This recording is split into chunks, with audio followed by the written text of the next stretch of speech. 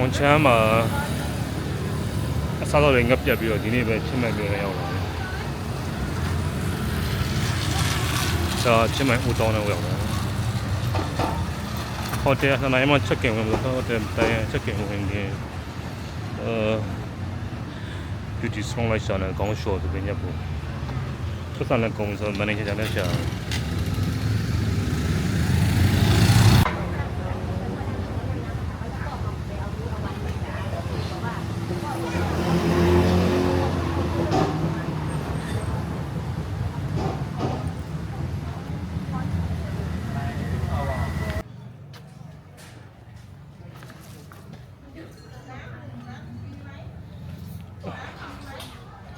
ဘုံချုံဝင်းနေမှာပဲဖျားဝင်းနေမှာပဲစားတော့ဆိုင်နေဖွင့်တော့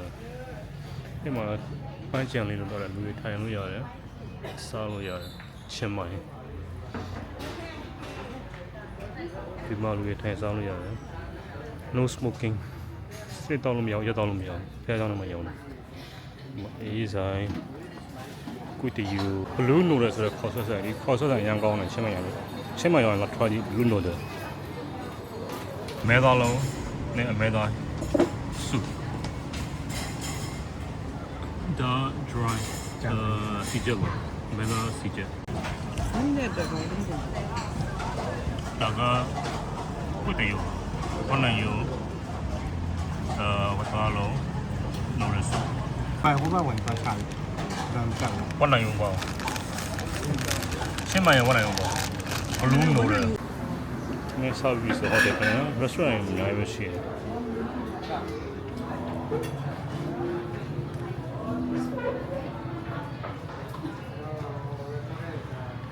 ညဘက်ဆိုဒီနေ့တော့စီမင်းနေရတယ်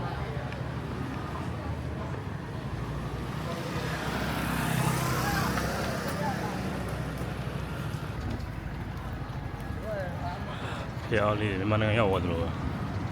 ဒါမျိုးအောင်နေမှာမျိုးအောင်နေမှာဖျားတွေနဲ့လူနဲ့တူဟိုတယ်နဲ့ခက်ရတယ်ဟ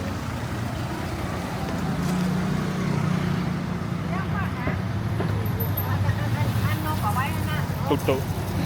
ဒါလေးပဲစီးလို့စိုက်ကငါစကူတာငါစီးလို့ရတယ်ပချီဟုတ်လို့ဆွဲ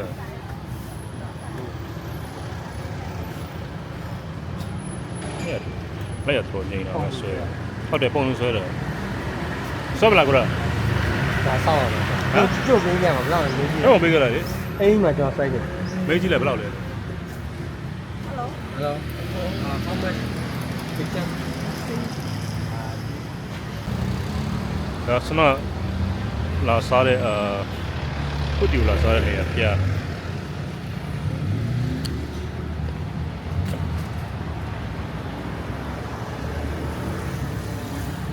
ကုတီကြည့်တဲ့ကုတီဆိုင်ကဈေးပေါ်ရ50စားကောင်းပုံလည်းမတန်းစီရကြာကြီးပဲအဲဒါတိုင်ပြောင်းပြီးတော့ဘလူးလိုတော့ပဲစားလိုက်အဲဘလူးလိုတော့စားကောင်းတယ်စိတ်လည်းဈေးမချီဘူးခေါက်ဆွဲ beef နိုတော့ဘော80 pork 60 Thai meat ဒီက30 baht 30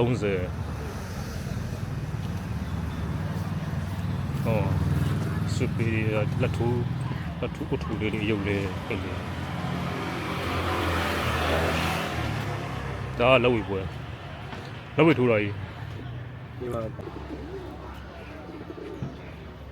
ချီရဖျက်ကြောင်းပါရင်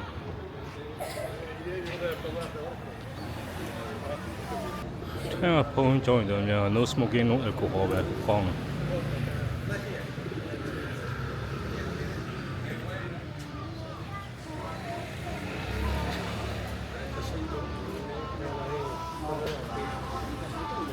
YouTube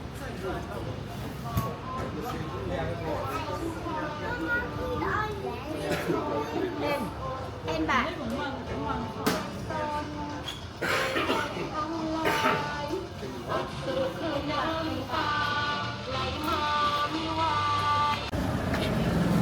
nhưng mà一个500以内的东西，要这样的话呢，ပချီကားလေးအများကြီးပါလမ်းဘေးဖုန်းရည်ချောင်းနေဘတ်30ဘတ်40အသီးတွေစားကောင်းမှပေါ့ ဒီမှာလည်းတော့ဖုန်းကြောင်းတစ်ကြောင်း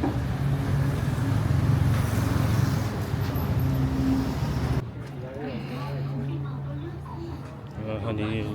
လောက်ကောက်လေးအော်မီလောက်ဝေပွဲSuperior shop on the cuff. Oh, bani machine là gì? Đây là một số bắt nén là sẽ sử dụng này.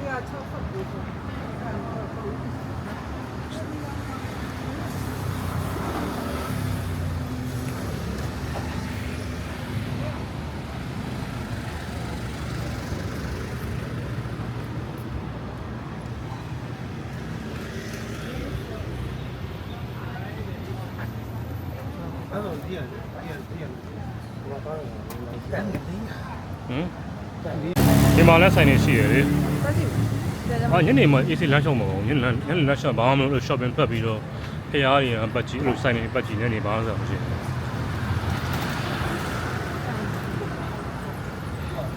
Cũng season, cũng chẳng mà là bao mà season đó bên mà đi mà thì ông mà season như này giờ này mà thay chân mày chú rồi mà xì, cái áo này mà nó xì. Đó là massage. Chỉ là massage đến là gì?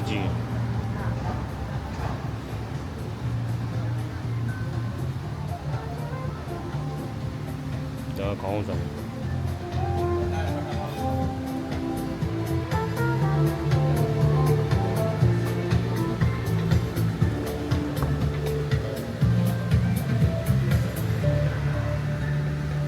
Đó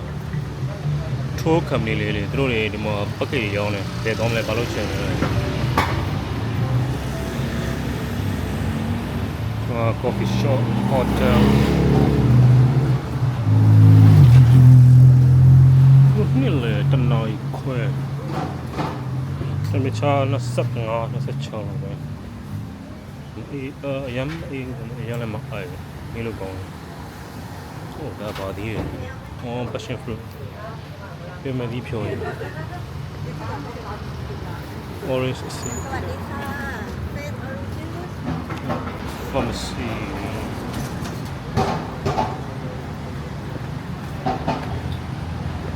Thái là pharmacy ở dưới à. Ở bây giờ Thái mà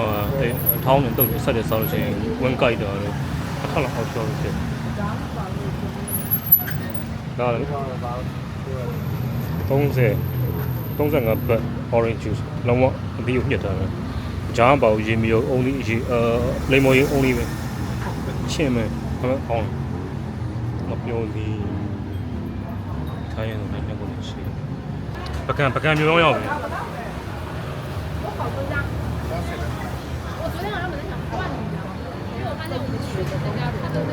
Bạc cam nhiều không vậy mà? 哎，这边好吃的不嘛？好吃的不嘛？哪了嘞？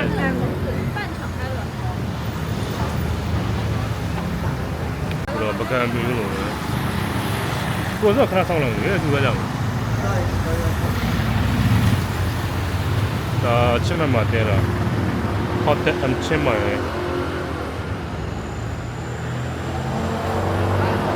这nhà của breakfast và sinh một là 60了မသိဘူးတန်တယ်အခန်းတော့ကြီးမဟုတ်ဘူးဒီchỗခန်းလည်းကောင်းတယ်အင်တာလည်းကောင်းတယ်ဒါပေမဲ့အရင်ကျေကြီးတော့ပေါ့ဒါဒီဟုတ်တယ်ပေးရတဲ့စီနဲ့တန်တယ်ဒီ hotel လေးက location ကောင်းတယ်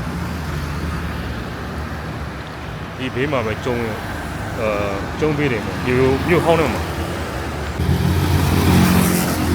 ဆွမ်းမိုင်နေက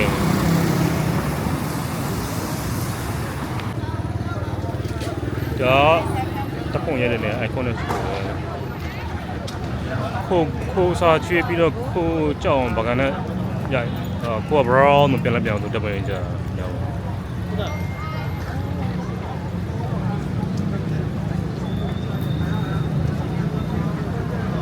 ဒီမှာကိုအများကြီး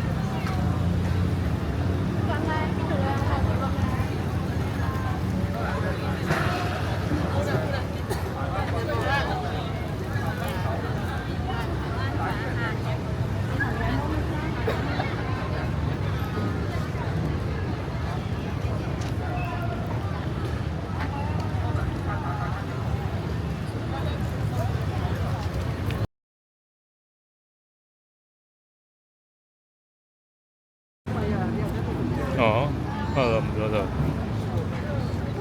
ဒီမှာဝင်မရပြီတော့ဘောလို့လို့ มาแล้วเกลือเลยเนาะเบิ้งอันนี้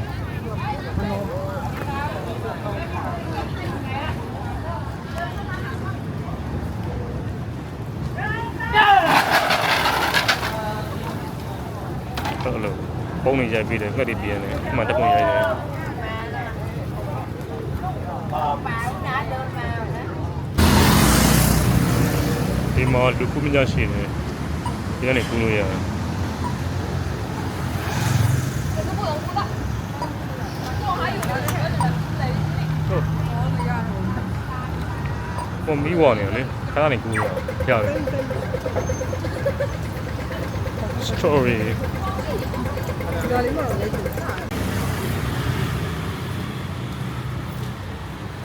ဆိုတော့ညနေဆောင်ခု၄နာရီခွဲ၄နာရီ45ပေါ့၄နာရီ45မှာဒီလမ်းစီရဆိုင်နေခုမှစခင်းတာတွေ့တယ်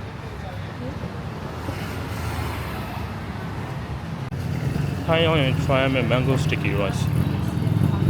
ကောင်းတယ်တတိလက်ချိုးတယ်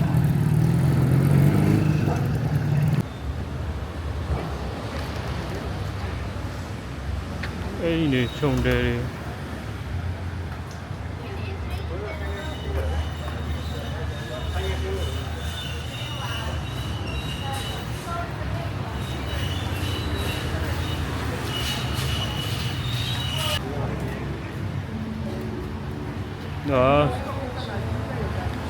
ချင်းမိုင် shopping center ကြီးရော那个也不累，变那么急了，那么那么包了。不是最近我在那个啥也看到了在线也有一个这样的店你要看看吗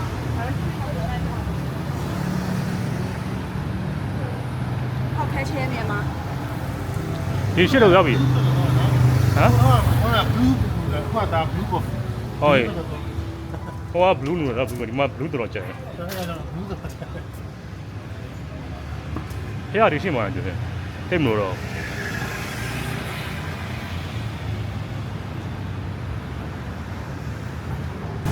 ဒီမှာတော့အဲ့လိုမျိုးစကူတာတွေမော်တော်ဘိုက်တွေပဲကားပြီးစီးကြရုပ်ပတ်ကြခေါ်ဆွိုင်းရထိုင်းရတယ်ပဲဒီပဲဘုံးလို့ခေါ်ဆွဲလို့ပဲ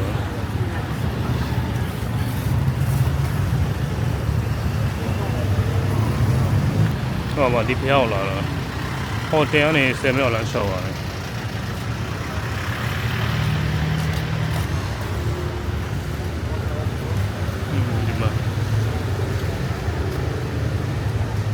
ဝင်ချင်းမပေးရဘူး free လို့ပြောတယ်ဒါပေမဲ့တီလောက်မချတော့ဘူးဒါမလေးဟဲ့မှာပြတပ်ပဲကြီးပဲဆေးရ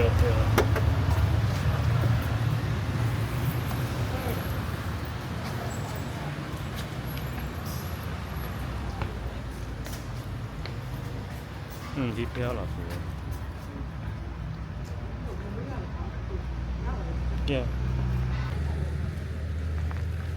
ဟိုတော့ဒီချုံအိမ်ဟောဖျခဏကိုတိုက်ကြီးလည်းကြီးတော့ကျွန်တော်ယူတော့ရှေးအောင်အိမ်ကိုတတနဲ့ဒီထဲမှာဖျကိုတော့စံတော့ရှိဒီမှာကဇီဒီစတူပါထိုင်းစတူပါရီဒီစီဒီတွေကတော့လုံးဝရွှေအောင်လက်တော့တို့လည်းရွှေတင်ကန်းမှာရွှေဈေးအစီအတော်တော်ကောင်းမိတ်မောလာနေ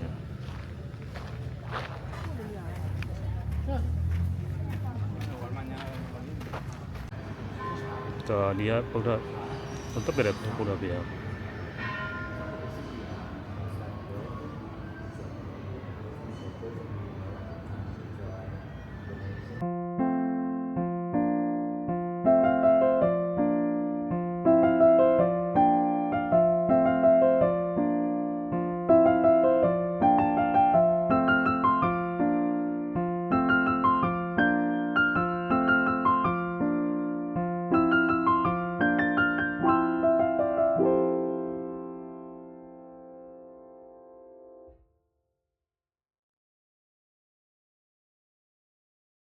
ဒါနောက်တစ်နေရ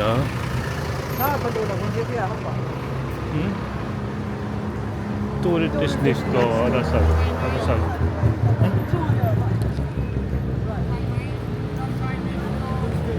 next door မာလေ tourist next door တက်တယ်ဖူးထားရတယ်ဟမ်ကွန်တိုင်းရကွန်တိုင်းရ ကမ္ဘောဒီးယားလို့ပြနေအောင်ပဲကိုကတော့သွားရကမ္ဘောဒီးယားဆိုကမ္ဘောဒီးယားတော့ပြောပေါ်ဝါသူမှာantra mostly of free ဘလို့ရော 他怕来路。 မန်ရောက်ဝင်မှာလေ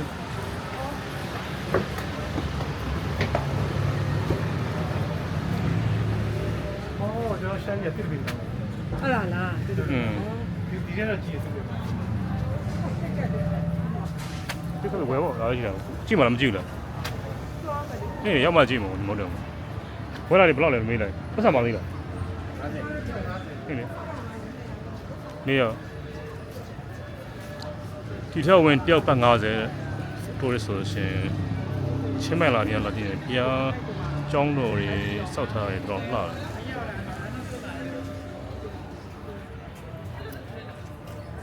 ဒါ ticket office နော်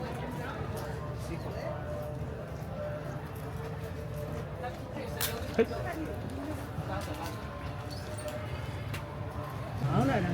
ကျွန်တော် အော်ရှိမကညင်မင်းဟိုဘောထိတ်ကမွန်းညွတ်ပြစ်ပြီးတော့ကျိုးထားတာမသိကြီးပဲကညင်မင်းဆက်ဆရာဖြူဖြူလေးလဲမှာခြူလေးနဲ့အမလေးလားမသိဘူးစလာမီလာ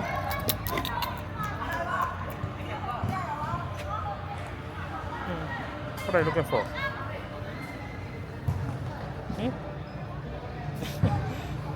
So cute. ဒီဖျက်မှာတော့ဘလူးတွေအများကြီးတွေ့တယ်ဘလူးကမြန်မာနိုင်ငံဘလူးလို့လက်ရတော့တူခဏချုပ်ပါရတာ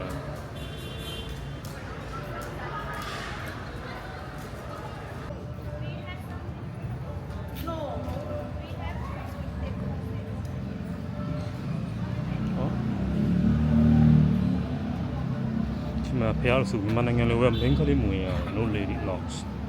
surprise not sure man only ဒီတော့မှာဖျားလို့ဆိုရှိတော့တပ်ပဲ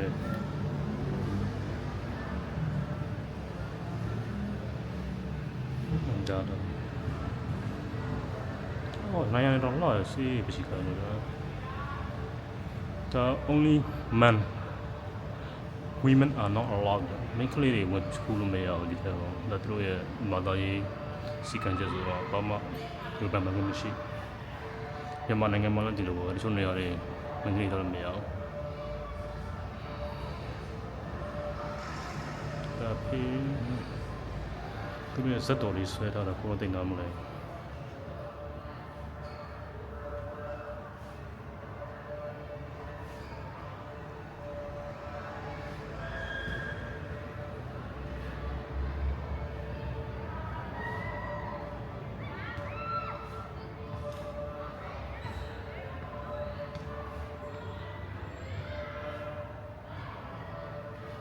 တကယ်ဒီနေရာပတ်50ပေးဝင်အောင်တန်းဟိုမွန်ချမ်းမှာတော့ဘတ်100 200ပေးဝင်ပါလည်းမဟုတ်လားပန်းလေးရင်300ပြန်ပြန် It's really amazing place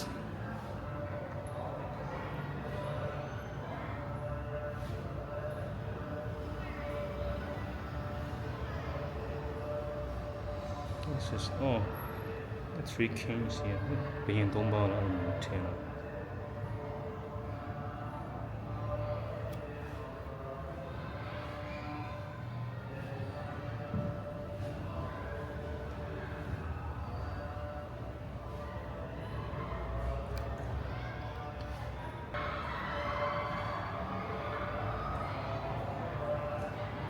အမြောက်ခံတော့ဒါကသူတို့ရဲ့စတီတော့ဒီမှာစင်ဖြူတော့ဝိုင်လီဖန်မြန်မာတွေကျမခက်ဆင်ဆင်ပဲကြရောက်ကုန်ကြတယ်ဖွဲရလို့ရအဲ့ဒါကြီးပဲတော့လာ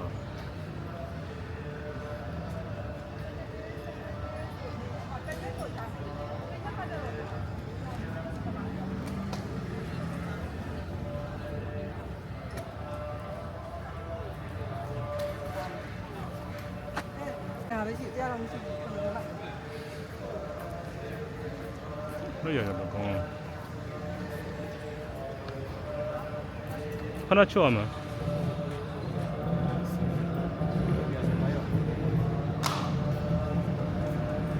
ဟုတ်နဂါဒီမှာနဂါလို့ခေါ်တယ်နဂါကမြန်မာနိုင်ငံနဂါနဲ့ဒီနဂါပဲဖနစင်ဒီဘက်မှာဖနစင်ရှိတယ်ဒီမှာကဖနပချကနေခြေလို့ချက်ဆံမှာမြန်မာနိုင်ငံမှာဆုံးလို့ခြေပါချိုး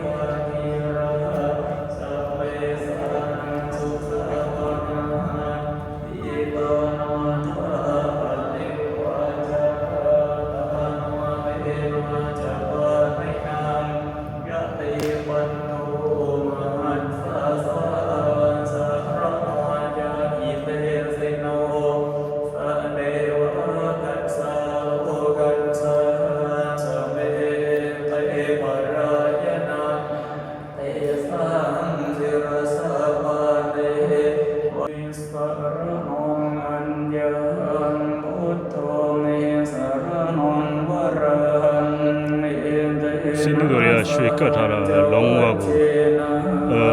ရုပ်ပြောက်သွားတယ်။အဲဒါစင်းနေပုံပေါ်တော့ရွှေဘက်ကရရတယ်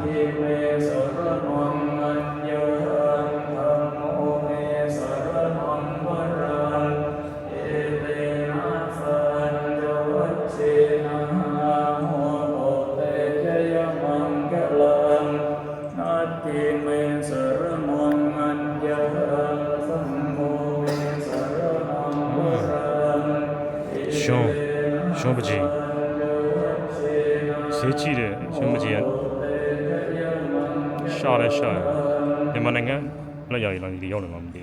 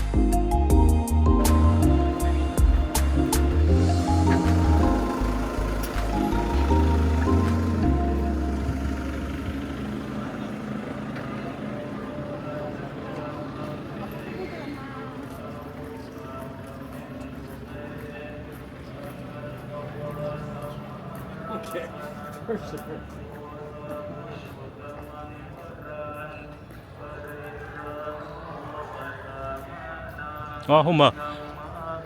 ပကံဖျားလို့ဟောင်းရင်သိလားဒီ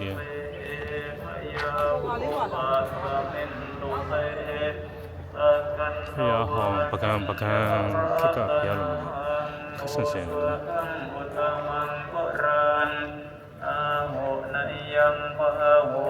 ทำไมเราที่พายลงเขาสั่ง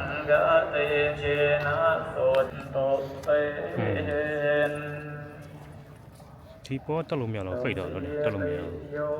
วิวัชชันโตสัมบโรงโยวินัสสโตมันเตโมอัตตวันตรายโยสุขีลิขยุโกวามหังสังโฆ ကျွန်တော်လေးမျက်နှာဖျားလို့ပြောတော့ဟိုဘတစ်ဖို့ကြားတစ်ဖို့ဟိုဘတစ်ခုပတ်ကြည့်မရအောင်ဒီဖျားအပေါ်တက်လို့မရဘူးပိတ်ထားတာအော်တော့ငကားဟုတ်ကဲ့ကငကားပုံနေတယ် สมินทิปันโตนอนาโสโยกัปปะโกติหิปิอัปปมัยยังกะลังกรุณโตเตโดกะระหานิเกดังกะโตโลกาหิตายะนาโทนะมังโตสัตถิกานังกามาริยาสันตัง ဒါတော့တစ်ချင်း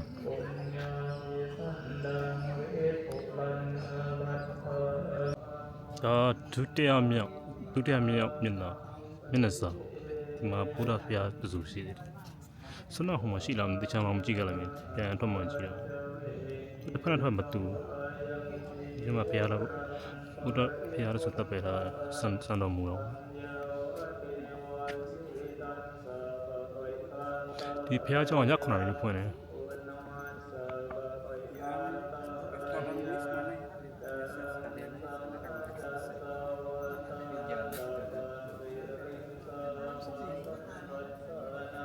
တန်သေးတယ်အခုက6နာရီခွဲဆိုတော့ညမြန်ကြည့်ရတော့ချိန်သိမ်းမရှိတော့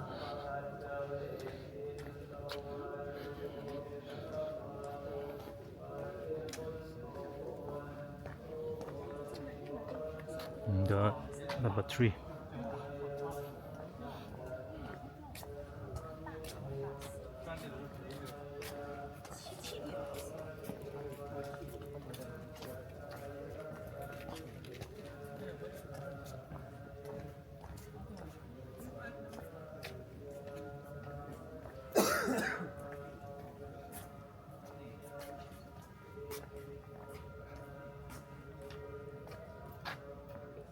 ဒါဘယ်လိုဖြစ်အန်ကုန်းလားဖေးရလားမသိဘူးဒီဘက်မှာတော့ဖေးရ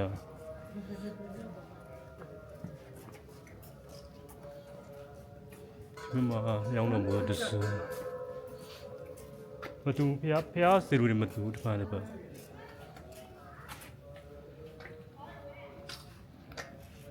တတရမျိုးမျက်နှာစာဒီမှာလည်းဖေးတယ်ဆိုရှိတယ်အဲ့ဆိုကျင်းနေတဲ့ဝင်ဝင်မှာလည်းဖေးရှိမှသိချာမကြည့်ခဲ့လို့ဒီမှာဖျားလို့ဆိုတော့စံပယ်နေ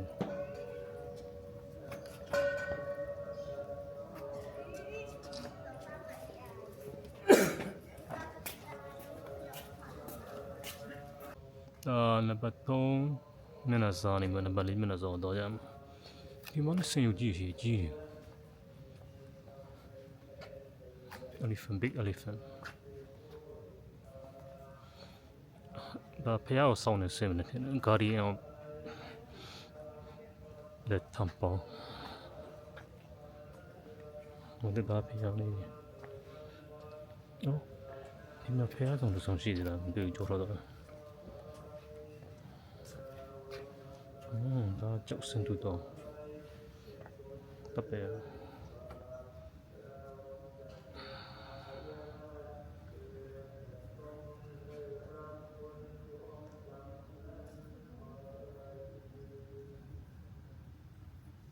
ဖုန်းချိုးဟောင်းနေတော့ဖះစောင်းတန်းမယ်လို့မိမထွန်းအောင်မြင်အောင်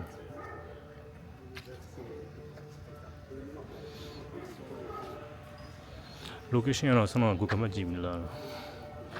ဗီဒီယိုထဲမှာပဲ Google Map ကိုအတင်ထည့်ပေးလိုက်မယ်ဖះကိုဘယ်လိုလာလဲချင်းမိုင်မှာဝါဒါရကညင်ပြီးကြီးပဲ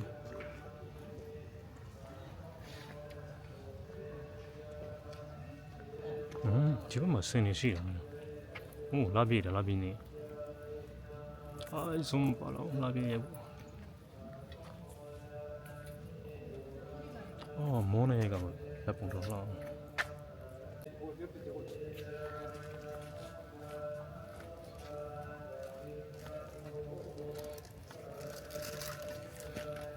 ဒါလေးခုမြောက်နေစ ဒီမှာလည်းဘုရားရှိမှာပဲအရှိတဲ့သွားပြီးတော့ရိုက်ကြည့်အောင်ဟုတ်တယ်ရှိတယ်ဘုရားတစု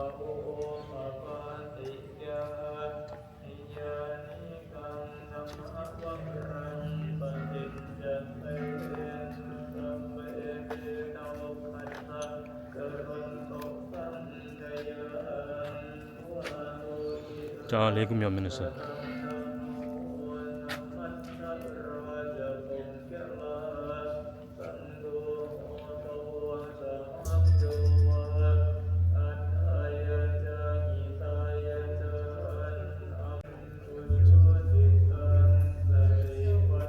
နောက်ဆုံးမှလေးခုမြောက်မင်းလားဆိုတာဒါပြီးလို့ရှိရင်စပြန်ရအောင်ဝါဦး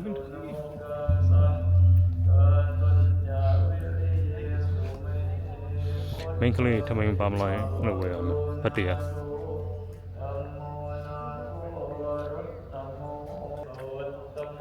အော်နံပါတ်1မျက်နှာစာဖះမရဟုတ်ပြန်ရရမေးလို့ဝင်ချင်းနေရ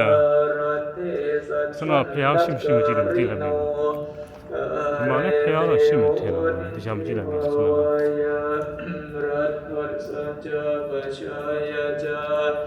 เอเตจัตตังบาลันเดสังนิตักกะระสุเจตสะตะโตไดกะสัมเบ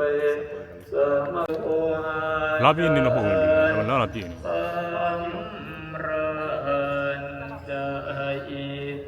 ကဲ6နာရီ45ပြန်ကြမယ်9နာရီထွင်ပေးမှာလူတွေတော်တော်ရှင်းသွားပြီ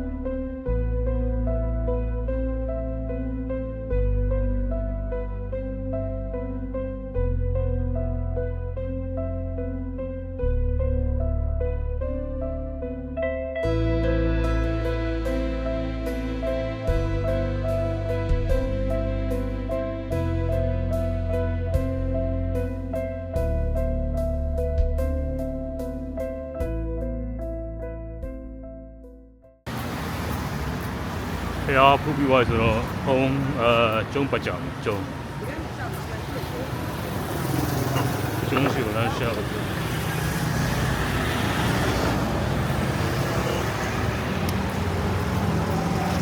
ရှင်းမှန်လာဒီဇိုင်းကောင်းတယ်အေးရန်လည်းမအေးရန်လည်းမပူရန်ကုန်လိုရာသီဥတုပုံနေနေကင်းဘက်ကို25 20ညဘက်လည်းခု9နာရီကို22လောက်ပဲရှိတယ်ဆိုမြို့ထားလည်းကောင်းတယ်ရန်လည်းမအေး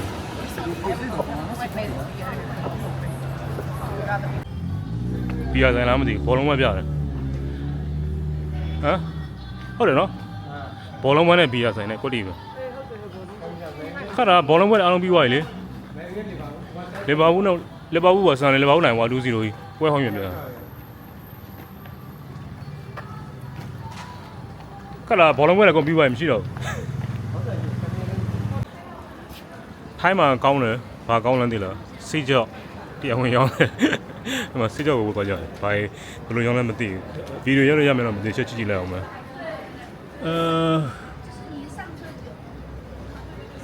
ဗီဒီယိုရိုက်လို့မရတော့မရေးတော့ဝင်ကြည့်လိုက်လို့ချက်ဒါစီးကြော့ခွင့်စီးကြော့ခွင့်ဒီမှာစိုက်တယ်စီးကြော့ဝီ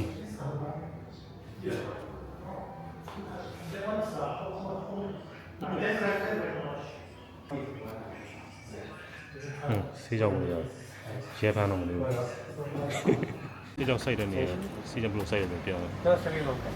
ခုတော့ရှိတယ်ဒီဆေးကြောက်ကဒီဆိုင်ထဲပဲတောက်လို့ရတယ်အပြင်မရောင်းဒီမှာတောက်ခွင့်မရှိဘူးသူဆိုင်ထဲမှာတော့မှဘီလီယက်ခုံတွေပါတွေထိုင်ပြီးတော့ဆေးကြောက်တောက်ဖို့ဆေးတောက်ဖို့လုပ်ပြရတယ်စရိတ်လေးနေ only ဆိုင်ထဲမှာပဲတောက်လို့ရတယ်ဒီမှာတောက်ခွင့်မရှိဘူး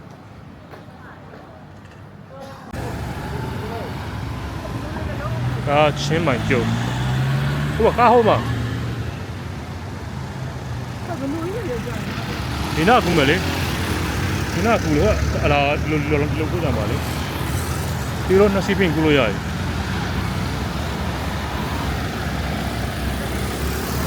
ကားလာပါလေတောင်းသွားလိုက်ပါ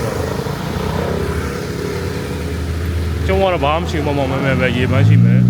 那叫麻那边烧的。 ဒီတော့ရတိတ်ပြီးတော့လောကောင်မလဲဒီတိတ်မတော်တော့ဒီဘက်ချမ်းပါလိအများကြီးပဲဆိုင်ဟောရဘာရလဲ 今天烧的，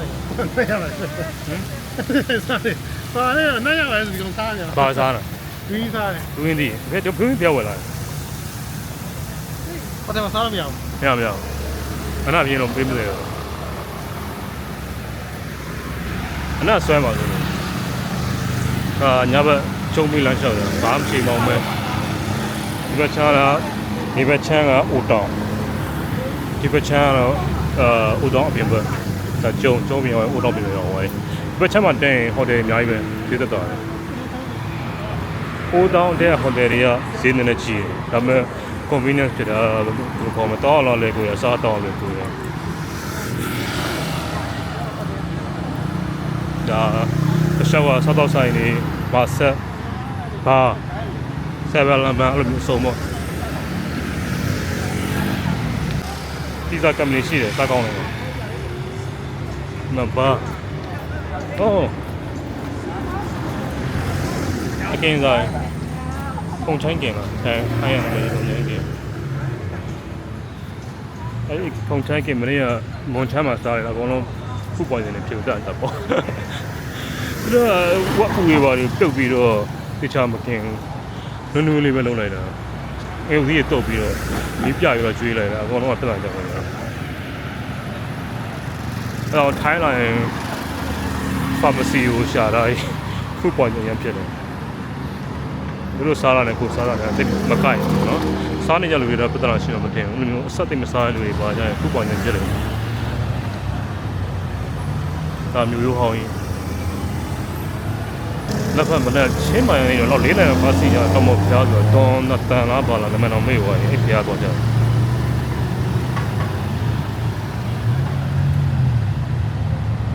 မဆယ်ဘက်လည်းပဲဆယ်ဘက်လည်းပေါ်တယ်အများကြီးပဲ